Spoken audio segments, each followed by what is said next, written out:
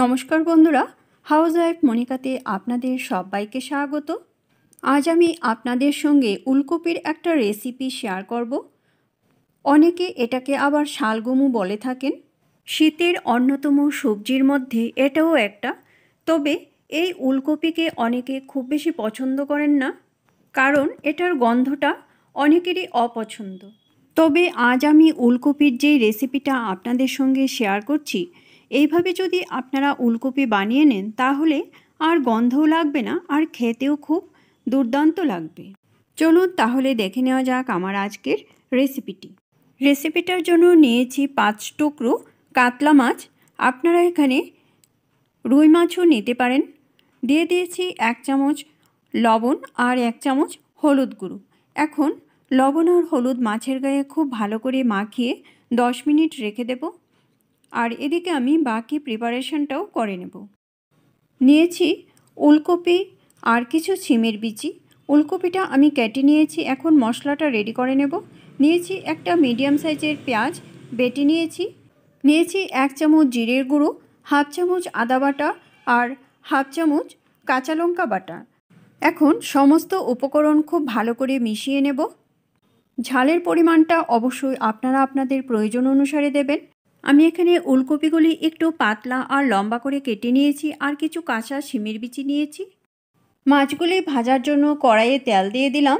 তেলে সামান্য লবণ দিয়ে কড়ার গায়ে খুব ভালো করে তেল আর লবণ মাখিয়ে নেব, তাহলে মাছগুলি খুব ভালো করে ভাজা হবে, কড়ার গায়ে আর লাগবে না। তেল ভালো করে গরম করে নেওয়ার পর মাছগুলি কড়াইয়ে দিয়ে দিলাম।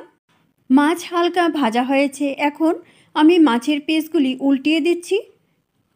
সবগুলি মাছ উল্টিয়ে দেওয়ার পর অপর সাইডটাও ভাজা হওয়া পর্যন্ত অপেক্ষা করব।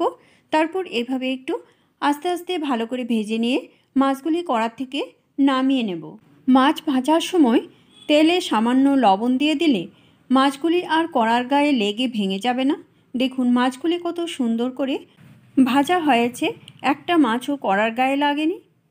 মাছ ভাজার ওই তেলে দিয়ে দিলাম সামান্য 5 ফোড়ন। ফোড়নটা ভালো করে ভেজে নিয়ে দিয়ে দিলাম আগে থেকে বেটে রাখা মশলাটা। মশলা দেওয়ার পর মশলা ভালো করে কষিয়ে নেব।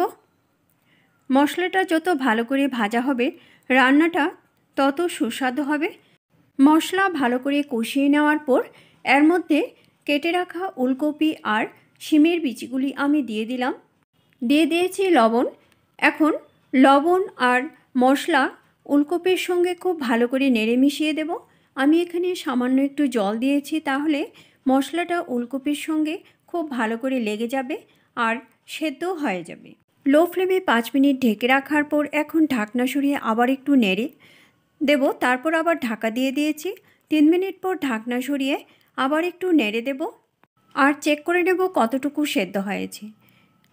উলকপিগুলি অনেকটাই সেদ্ধ হয়েছে। এখন একটু নেড়েচেড়ে ভালো করে ভেজে নিয়ে দিয়ে দিয়েছি কুসুম গরম জল।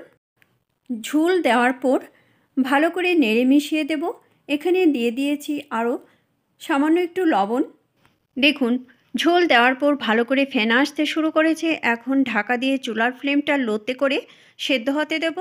লো টু মিডিয়াম ফ্লেমে প্রায় 10 মিনিট ঢেকে রাখার পর এখন ঢাকনা সরিয়ে আবার একটু নেড়ে মিশিয়ে দিয়েছি, আর এদিকে ভেজে নেওয়া মাছগুলি আমি দিয়ে দিলাম।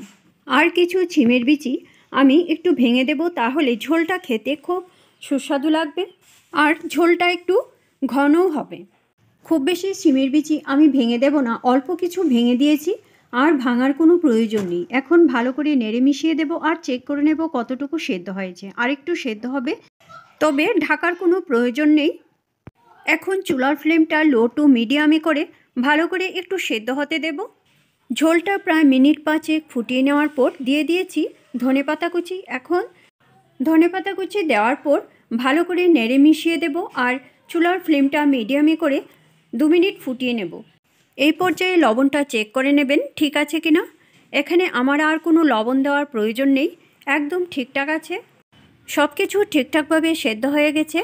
আমাদের রান্না একদম কমপ্লিট। এখন চুলার ফ্লেম হাইতে করে ভালো করে একটা ফেনা আসতে দেব, তারপর ঢাকা দিয়ে চুলার ফ্লেম বন্ধ করে 5 মিনিট স্ট্যান্ডিং টাইমে রেখে তারপর সার্ভ করব।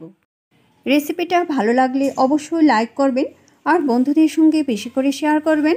এইভাবে আপনারাও বাড়িতে ট্রাই করবেন, আশা করি আপনাদের কাছেও খুব ভালো লাগবে। আর আমাকে কমেন্ট করে জানাবেন কীরকম লাগলো। আমার চ্যানেলে নতুন দর্শক বন্ধু হয়ে থাকলে চ্যানেলটা সাবস্ক্রাইব করে আমার পাশে থাকবেন আর বেল আইকনটা অবশ্যই প্রেস করে দেবেন, কেননা আমি চ্যানেলে নতুন কোনো রেসিপি দিলে রেসিপিটা আপনাদের কাছে খুব তাড়াতাড়ি পৌঁছে যাবে। আপনাদের যদি কোনো রেসিপি দেখার ইচ্ছে থাকে তাহলে কমেন্ট বক্সে অবশ্যই কমেন্ট করে জানাবেন, আমি সেই রেসিপিটা আপনাদের সঙ্গে শেয়ার করার চেষ্টা করব। আবার আসবো নতুন কোনো রেসিপি নিয়ে। ভালো থাকবেন, সুস্থ থাকবেন, ধন্যবাদ।